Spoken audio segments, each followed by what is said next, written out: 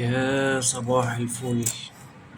صحيح مقريفين طبعا كزملكاوية، لأن الزمالك بيعمل فصل جديد من الفصول بتاعته. بيلعب ماتش كويس جدا، ماتش حلو جدا، ويجي في نهاية الماتش كده في الدقيقة تقريبا 86 يستقبل هدف ملوش أي 30 لازمة. ماتش حلو. الزمالك بدأ يانيك فيريرا يحط بصمته على الفرقة، بدأ يبقى فيه شكل، طريقة لعب، أسلوب لعب، طريقة للخروج بالكورة. حاجات كتير قوي الزمالك كان بيفتقدها، بقريب شوية لأسلوب وطريقة جوزيه جوميز، لكن ليه يعني مفيش مركزية عند يانيك فيريرا. ممكن تلاقي تبادل المراكز بشكل سهل جدا. ناصر منسي بيروح مكان عبد الحميد معالي امبارح، ممكن يروح مكان ادم كايد والعكس صحيح. فالماتش في مجمله الزمالك كان كويس لحد ما يانيك فيريرا قرر يعمل تغييرات.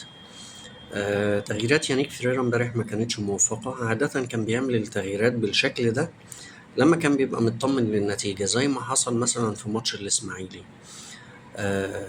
اطمن للنتيجة، جاب جول وجاب التاني، بدأ يجرب، ادى لعبد الحميد معالي واحمد حمدي، وجرب اكتر من لاعب، جرب ناصر منسي، جرب اكتر من لاعب. لكن امبارح عمل ده بشكل بدري قوي.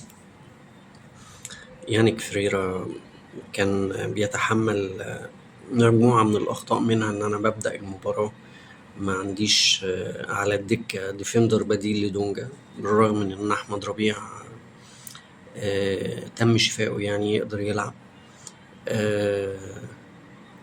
في بعض المراكز كده مصر فيها على بعض اللعيبة اللي مش قادرة تدي بشكل جيد، يعني زي آدم كايد ناحية الوينج ليفت. شيكو بانزا لما نزل ما أضافش شيء، هو الأسلوب الفردي اللي بيعتمد على يا إما مهارة أرقص يا إما بجري والسرعات والكلام ده، لكن مش بيلعب لعب جماعي مع الناس. فالتغييرات أفقدت الزمالك هويته تحديدا في الشوط الثاني. لكن اللي وصل له الفريق من فورمه ومن مستوى، أنا شخصيا راضي عنه. الفريق بيلعب بشكل جماعي جيد جدا. في ناس كتير جدا اتكلموا إن إخوان بتزيرا مش موجود امبارح فهيأثر على الفريق. عادة من أيام جيزفالدو فريرا، الجد فريرا يعني، لما كان أشرف بن شرقي خلاص عقده انتهى وهيمشي، ما كنتش قلقان، بالرغم من إن أشرف بن شرقي كان بيمثل يمكن 50-60% من القوة الهجومية للزمالك في الوقت ده، لكني ما كنتش قلقان لأنه بيلعب بشكل جماعي. فريرا كان بيلعب بشكل جماعي. نفس الشيء يانيك فيريرا بيلعب بشكل جماعي، ما بيعتمدش على لعيب بعينه، بيعتمد على الجماعية.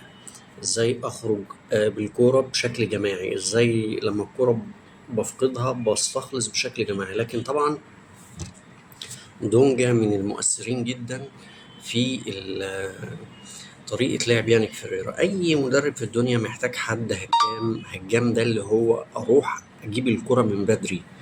فدونجا متألق الموسم دوت وعامل ده، ووضح تأثيره لما خرج امبارح في الدقيقة أعتقد 84. لكن كقلق لا، مش قلقان. بدأت إني يعني حتى الزعل مش زعلان قوي. ليه؟ لأن الزمالك لعب كويس. في أخطاء من المدرب، لكن اللعيبة نفسها الغالبية العظمى منهم أدوا بشكل كويس. عبد الحميد معالي امبارح قدم نفسه بشكل كويس جدا. محمد إسماعيل بيثبت أقدامه. صلاح مصدق بيلعب برجولة كبيرة جدا بالرغم من بعض الأخطاء اللي ارتكبها، لأنه بيلعب في مركز مش مركزه. لكن بوجه عام لا، أنا يعني عايز أقول إن أنا مطمن. عندنا ماتش الأهلي الماتش اللي جاي، عندي شيء من الاطمئنان، مش قلقان. لو هو ده مستواك اللي هتلعب بيه، لا ما عنديش قلق من الناحية دي. على العكس تماما، في بعض الأصدقاء الأهلاوية قلقانين من مستوى الأهلي، بالرغم من إن الأهلي كسب امبارح بس كسبان 3-2. النتيجة برضك يعني الأهلي عودنا على نتائج مش كده خالص. ف الأهلاوية قلقانين. حصل امبارح وده اللي بيأكد كلامنا إن في مشاكل كبيرة جدا في أوضة اللبس مش معتادين عليها من النادي الأهلي. طبعا كلنا شفنا امبارح لحظة تسليم جايزة مان اوف ذا ماتش لمروان عطية. ياسر إبراهيم بيسأل مسؤول التنظيم يعني انتوا بتمنحوا الجايزة دي على أي أساس؟ هو معترض على منح الجايزة دي لمروان عطية. فدي حاجة أنا أول مرة في حياتي أشوفها. يعني بقالي 35 سنة بشجع كورة، أول مرة في حياتي أشوف حاجة زي كده. فده مؤشر مش كويس، مش حلو. الأهلي فاز امبارح بصعوبة بالغة. آه، يعني كان معاه التوفيق في كرة ياسر إبراهيم الجون التالت، كرة ترد من العارضة من القائم فتخبط في ياسر إبراهيم وتدخل. فكان في توفيق طبعا. لكن بالنسبة للأداء الناس مش مطمنين.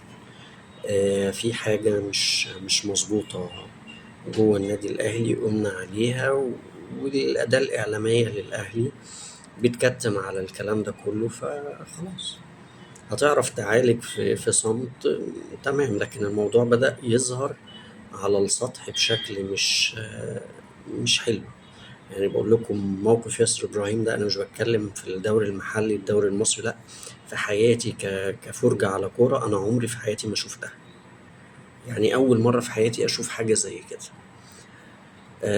مش عايزين ننسى نبارك لبيراميدز على الفوز العريض قوي قوي قوي اللي عمله امبارح، والأداء الهايل القوي المحترم المشرف اللي عمله أمام أهلي جدة. أهلي جدة امبارح مع إنه كان بيلعب على ملعبه لكنه لم يحضر. بيراميدز خلاه خارج نطاق الخدمة. بيراميدز مش بس جاب 3 أجوان لفيستون مايلي الوحش المتألق، لا ده كمان في جون لغاية دلوقتي أنا شاكك إنه أوفسايد برضه اتلغى لفيستون مايلي.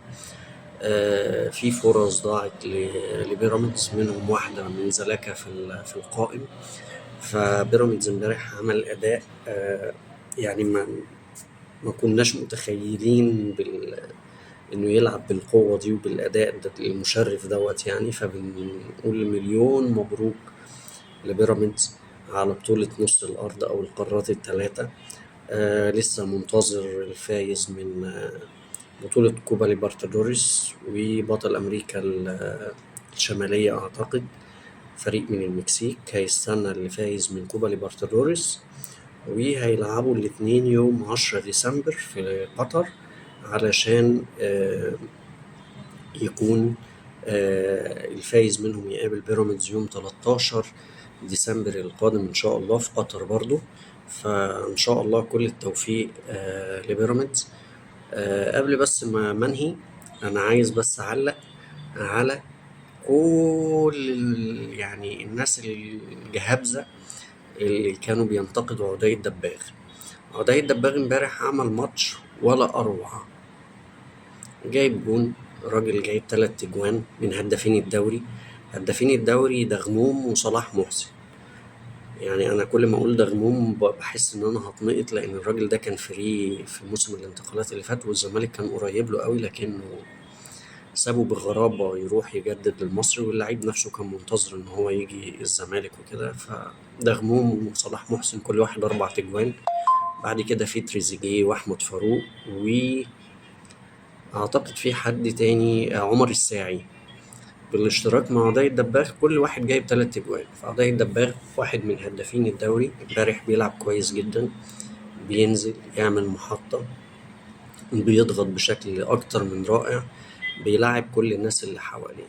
فبالنسبة لكل الناس اللي طلعوا انتقدوا عدي الدباغ عايز أقول لهم يعني يا ريت ما تتكلموش تاني ويا ريت تقفلوا بقكم وكفاية عليكم كده. نتقابل إن شاء الله يوم الثلاث. وأنا ببارك لجماهير نادي الزمالك إن شاء الله بالفوز في الديربي. صباح الفل. السلام عليكم.